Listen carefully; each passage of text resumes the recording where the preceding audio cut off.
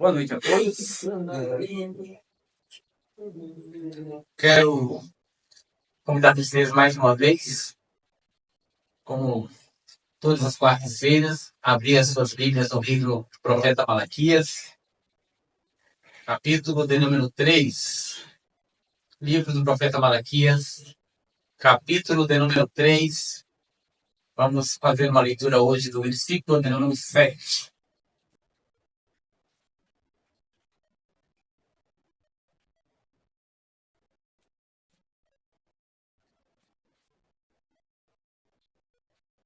Malaquias, capítulo 3, versículo de número 7.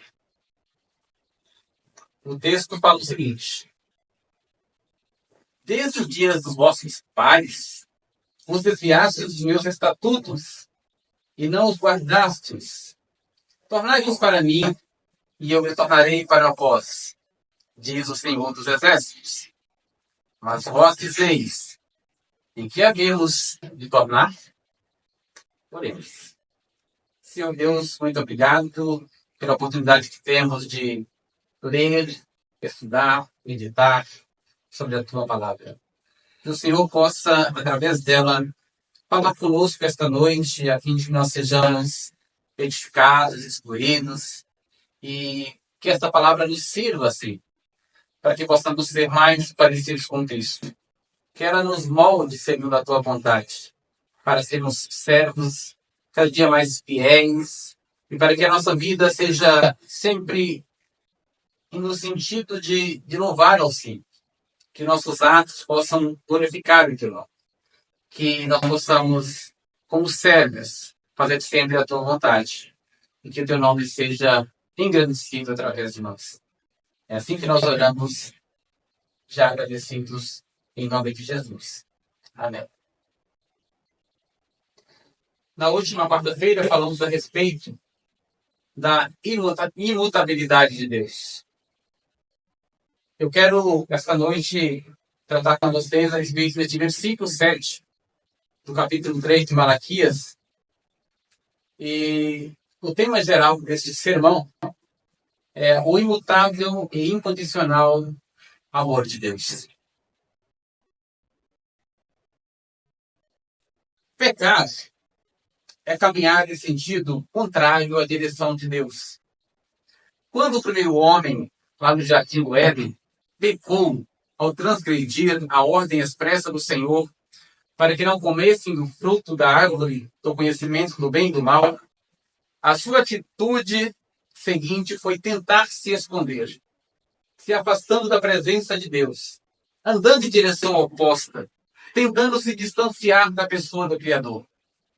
Essa atitude de Adão deu o tom, deu a nota que rege toda a humanidade caída até os dias de hoje. A partir de então, o homem que antes era santo, puro e perfeito, que vivia em plena comunhão com Deus, agora corrompido pelo pecado, herdado do primeiro casal, é incapaz de dar um só passo em direção ao seu Senhor. Pois a sua vida de pecado o guia, o conduz, o seduz, o arrasta em direção contrária ao seu Criador.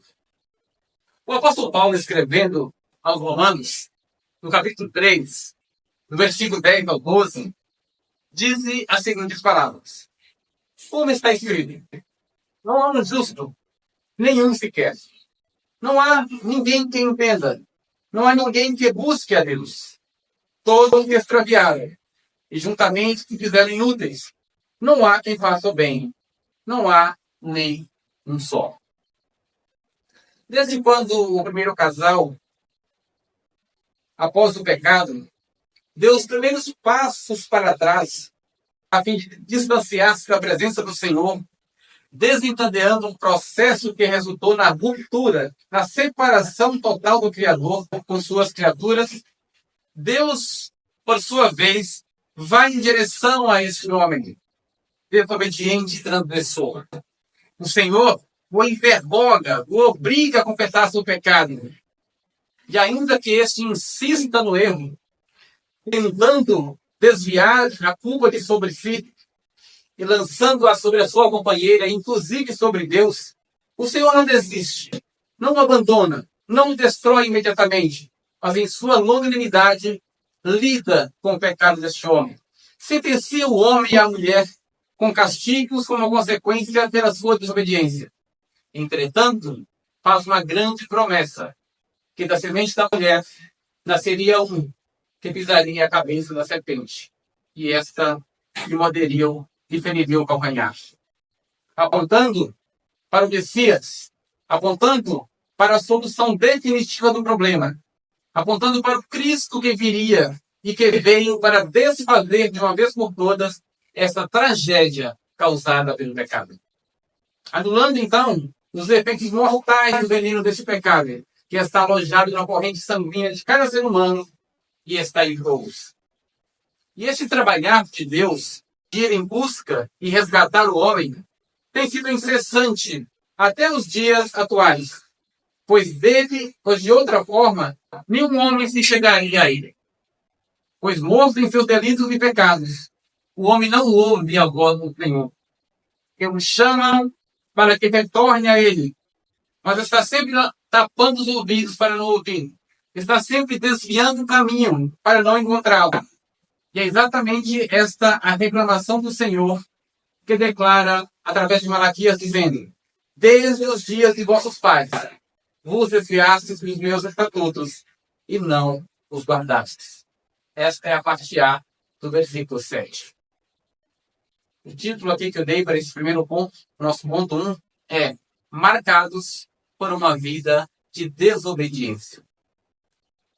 Temos aqui então, nessa primeira parte do versículo, uma queixa do Senhor contra o povo de Israel, dizendo: desde os dias de vossos pais, vós desviastes dos meus estatutos e não os guardastes. Apontando para um pecado que era recorrente, um pecado que era insistente, contumaz, obstinado, ou seja, deliberado do povo contra o seu Deus.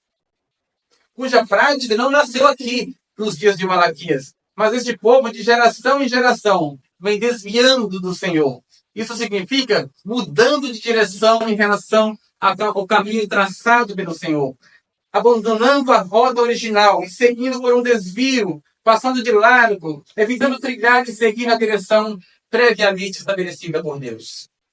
Desviar-se do Senhor, desviar-se dos estatutos do Senhor, é o mesmo que recusar o seu conselho, desobedecer às suas ordens, transgredir a sua lei, ignorar o seu senhorio, desonrar o seu nome. E tudo isso estava acontecendo nos dias de Malaquias. E ficava claro através das ofertas e dos dízimos, que era o meio pelo qual o povo manifestava a sua adoração ao Senhor. E esses dízimos e essas ofertas, como meios de que o povo pudesse adorar o Senhor, estavam sendo feitos, mas estavam sendo feitos de maneira errada, de maneira desagradável ao Senhor. Estava sendo feito de forma parcial e incompleta. E isso desonrava o nome do Senhor.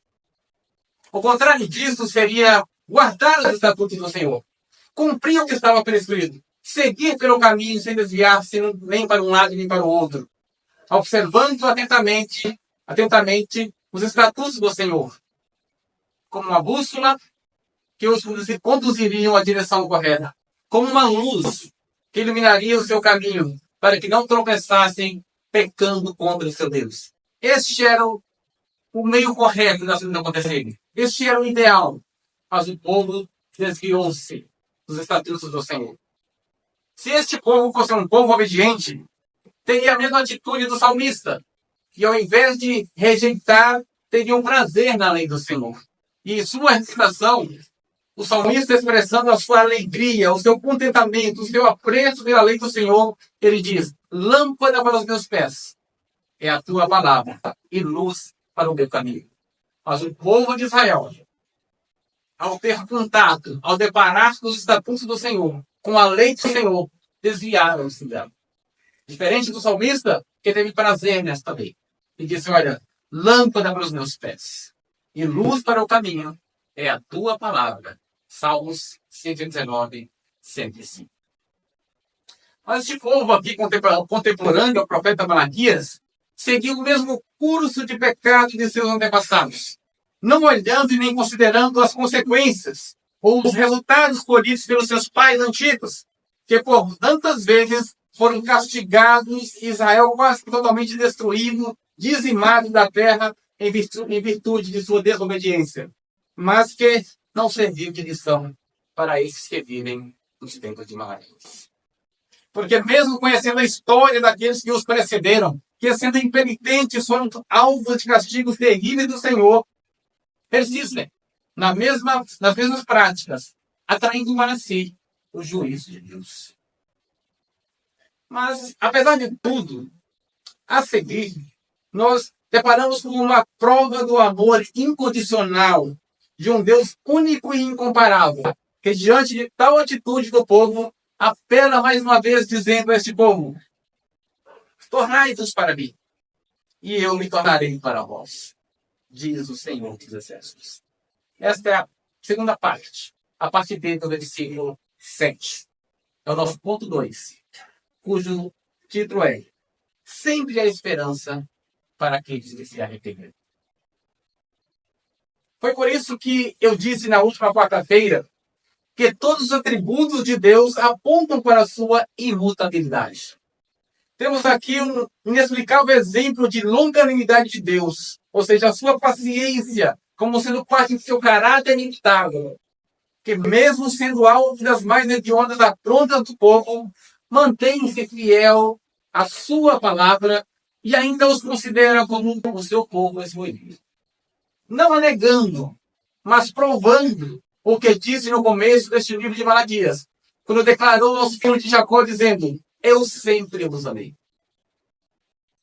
Quando declarou, diante de tamanha maldade e insensatez deste povo, embora ele denuncie o seu pecado, ainda assim, ele, apesar disso, os convida ao arrependimento e à restauração diante dele, dizendo: voltem para mim, tornem para mim, que eu tornarei para vós. Ninguém é capaz de compreender a mente do Senhor. Ninguém faz.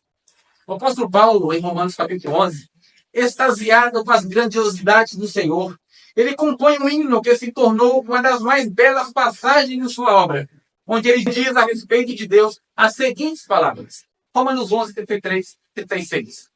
Ó profundidade de riquezas, tanto da sabedoria como do conhecimento de Deus. Quão insondáveis são os seus juízos e quão inescrutáveis são os seus caminhos. Porque quem compreendeu a mente do Senhor? Ou quem foi o seu conselheiro?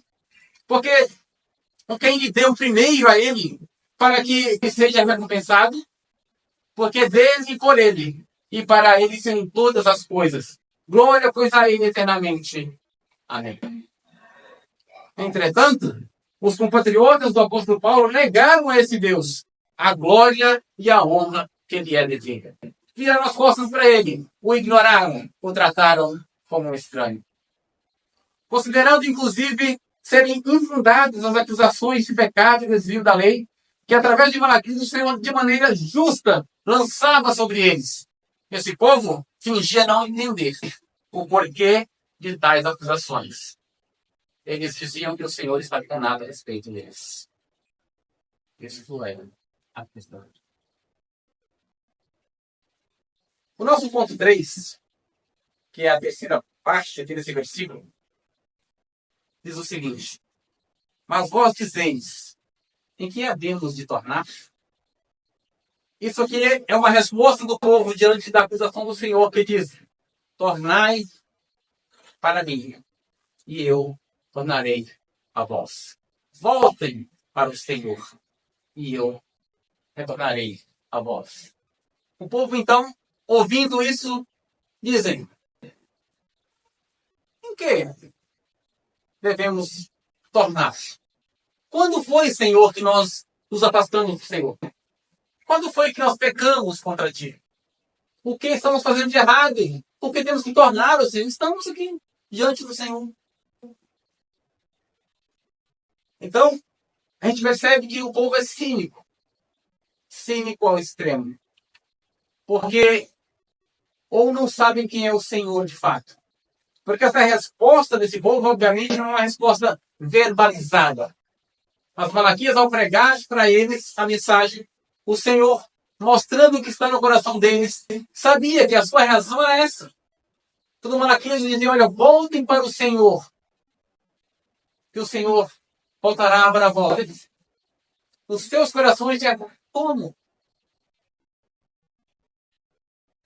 O tema que eu dei, o título que eu dei para essa terceira parte aqui de Malaquias, no capítulo 3, é a seguinte. O homem sábio esconde a palavra no seu coração, mas o homem tolo esconde o pecado. Percebemos que não apenas Deus, mas o homem também é imutável quando a sua decisão de pecar. Até que o Senhor o mude. Quando nós deparamos com relatos bíblicos como estes, somos lembrados do tamanho do estrago, do tamanho do prejuízo que o pecado causou na humanidade. E então, ao depararmos com estes relatos bíblicos, também nos damos conta do tamanho e do poder que há no sangue de Cristo. Porque apesar disso, apesar dessa profundidade de destruição que o pecado causou no coração dos homens, o sangue de Cristo é poderoso, capaz e suficiente de redimir o homem de toda a sua miséria, de toda a sua maldade. O sangue de Cristo é capaz de purificar o homem de toda a sua pecaminosidade e fazer com que ele torne para Deus. Para que o homem torne para Deus, é preciso que o Deus resgate o homem para si. Como eu disse no início do sermão, sempre o homem se afastou de Deus. E Deus foi em busca do homem. Porque de outra forma era impossível que ele se aproximasse do Senhor. Porque o homem, morto nos seus delitos e pecados, ele não busca o Senhor. Como Paulo disse, nós lemos. Não há ninguém que busque a Deus. Não há um sequer. Não há um sequer. Isso demonstra que tudo que acontece em nossas vidas, que nos aproxima de Deus, vem do próprio Deus. Não é uma decisão do nosso coração. Nós não somos melhores do que os outros porque estamos aqui. Mas nós fomos alvos da graça de Deus, que nos trouxe aqui. De outra forma, nunca estaríamos aqui. Nunca teríamos aqui. Somente Deus que pode fazer isso. Então, ao ver a destruição que o pecado causou, nós conseguimos mencionar, idealizar o poder do sangue de Cristo que é capaz de purificar este homem e fazer com que ele torne para Deus. Porque nenhuma ameaça de castigo, ou de punição, ou palavras persuasivas são capazes de convencer o homem do seu pecado mortal. Mas esta é uma obra exclusiva do Espírito Santo de Deus, que regenera o homem, ressuscitando este homem de dentre os mortos, para que agora vivo ouça a palavra de Deus e creia, e crendo receba a salvação que há em Cristo Jesus. Mas não se esqueça, este é o único meio pelo qual alguém possa ser salvo, através da fé no Filho de Deus. Aquele que foi dado pelo próprio Deus para morrer em nosso lugar, pagando a nossa culpa, sendo pregado numa cruz. Culpa essa que era tão grave e tão abrangente que nos condenou para o inferno, para a morte eterna. Mas se Cristo não pagasse essa nossa culpa, nós não teríamos nenhuma esperança. E isso acontece com todos aqueles que morrem sem se agarrar a esta fé única em Jesus para a salvação. O povo de Israel, quando era confrontado com seus pecados, negava, dando a entender que eram inocentes. Não existe remédio para quem não está doente, não é verdade? Então não existe perdão para quem está inocente. Então se o homem que está mergulhado nos seus pecados, se ele acha que ele é inocente, que ele não tem culpa, o perdão não é para ele. O perdão é para os culpados. Então, Lembre que em uma passagem nos evangelhos, Jesus estava conversando com os pecadores. E os fariseus disseram, olha, esse homem fala com os pecadores, se mistura com eles. Jesus falou, olha, eu vim, não foi para os justos.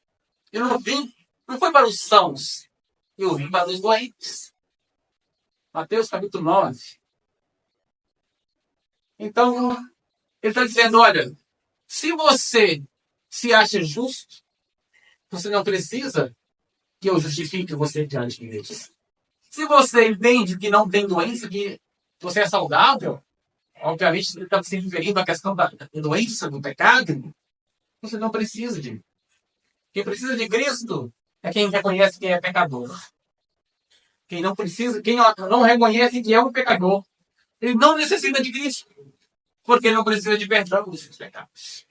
Então, este povo de Israel aqui, eles diziam que não estavam fazendo nada de errado contra Deus, que não estavam pecando contra o seu Senhor. Então, o inocente não precisa de advogado, não precisa de defesa, porque é inocente. Mas o culpado precisa. E Cristo veio exatamente para esses que são doentes, que necessitam ser curados da chaga do pecado.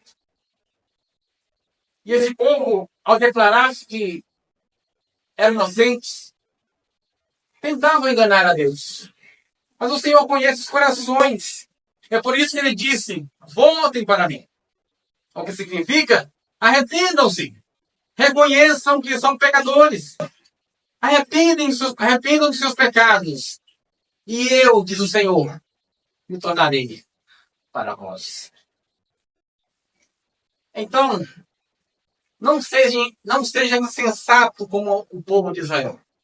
Não ignore o chamado gracioso de Deus à restauração e à comunhão com Ele.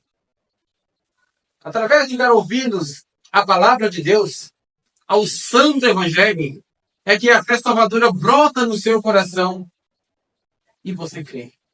E crendo, será salvo.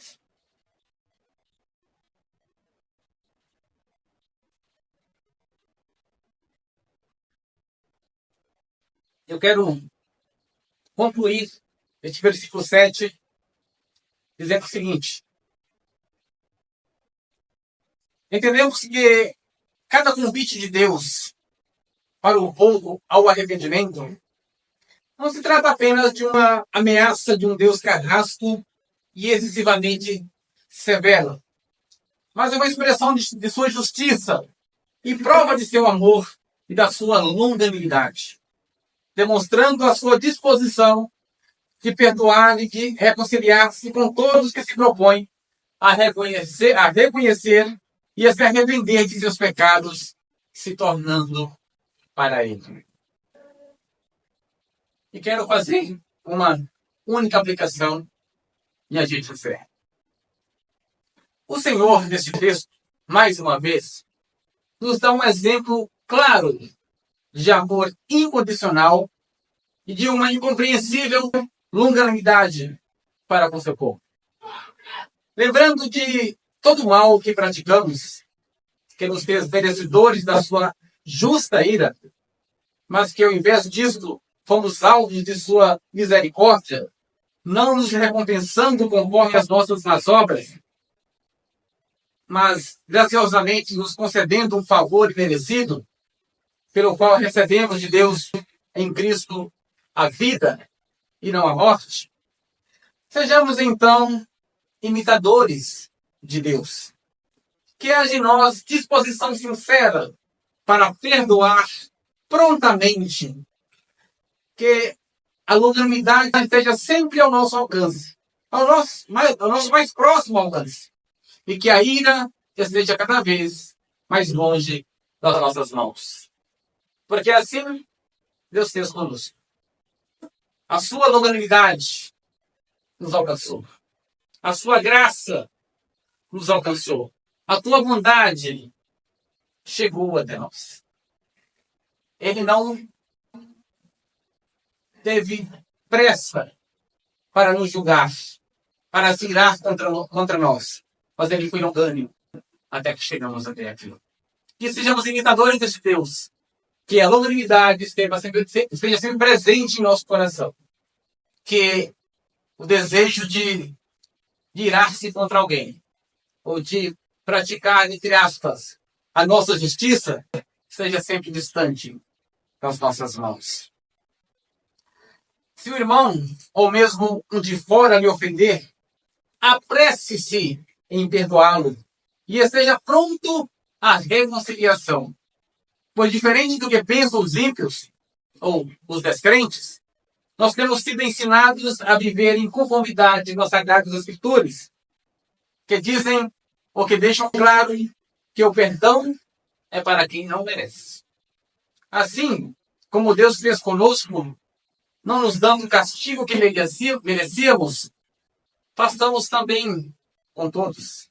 Pois esta é a vontade de Deus, que sejamos como Ele, parecidos com Ele, sendo capazes de amar até mesmo os nossos inimigos.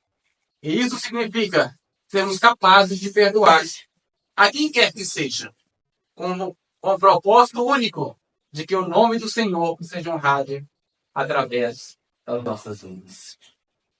Senhor Deus, nós te agradecemos mais uma vez, porque pudemos ter contato com a tua palavra, ouvir a tua voz e aprender coisas importantes através deste trecho aqui do livro de Malaquias.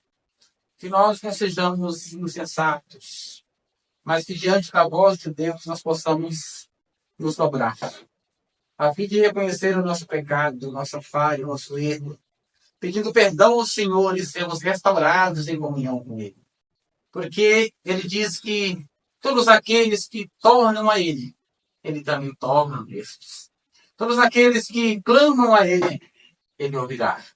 Todos aqueles que arrependem dos seus pecados, o Senhor é justo e bom para perdoar os seus pecados.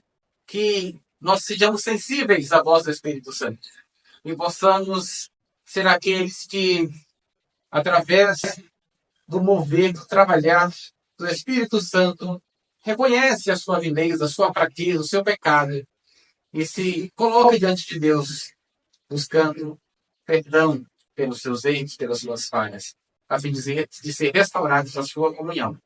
E para que, assim como o Senhor, que usou de longanimidade para conosco, que usou de misericórdia e graça para conosco, sejamos também seus imitadores, que em nós possa estar presente o seu caráter de longanimidade, de bondade, que através de nós o teu nome seja conhecido, que através de nós o teu evangelho avance, que sejamos embaixadores de Cristo de fato, não apenas no título, mas com as nossas obras, com o nosso comportamento, com as nossas ações, com as nossas atitudes, a fim de que o teu nome seja engrandecido, a fim de que o teu nome seja conhecido por todos como o único Deus a quem devemos adorar e servir.